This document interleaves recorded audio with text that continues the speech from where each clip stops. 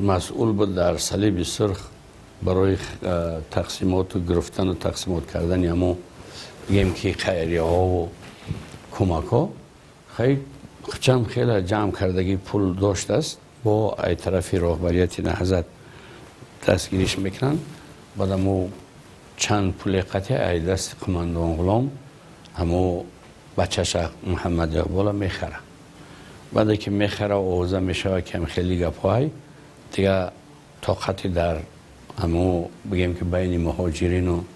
در سمت شمال افغانستان در امیرآباد و در تخار ایستادن نمیکنه و نقشه میکشه که چیکار کنم که من از بین همین مردم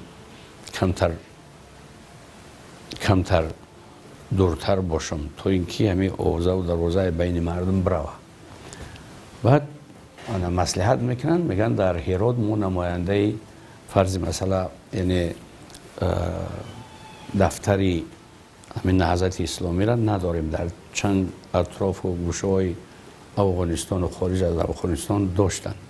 لیکی اونجا نداشتن. بعد میگن این ملا قلندر بسیار چی داره یعنی تجربه داره میتونه که در همون هرات هم یک دفتر بکشه و برای کمک هایی که برای نهضت در کاره از او صلیب سرخ هم با زیادتر این فایده بیاره. بعد چند دیپ خودش داشته با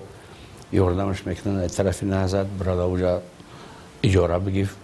یگان اتاق خوبه و همین دفتری نهضت بکشه. بعد این بچهش میگیره قطعی خودش دیگه نمیمونه اینجا که آموخته با دیگه افغانایی که اون کس دیگه با اخلاقی بعد ایرا چی نکنه گفته. بعد میگیره محمد اقبال میره و امو چی انا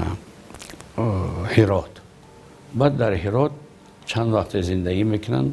با این بچه را با گفته همون مردم که میگریخت است پدر اطاعت نمیکرد است میرفت از هر سو با همون موقع ها و جایی را که همین خیلی اخلاق های بد در اوجا انجام میشه همونجا را میافت است میرفت است همین کارا را با انجام دادنی میشه و انجام میته پدرش بعد عذابش میته.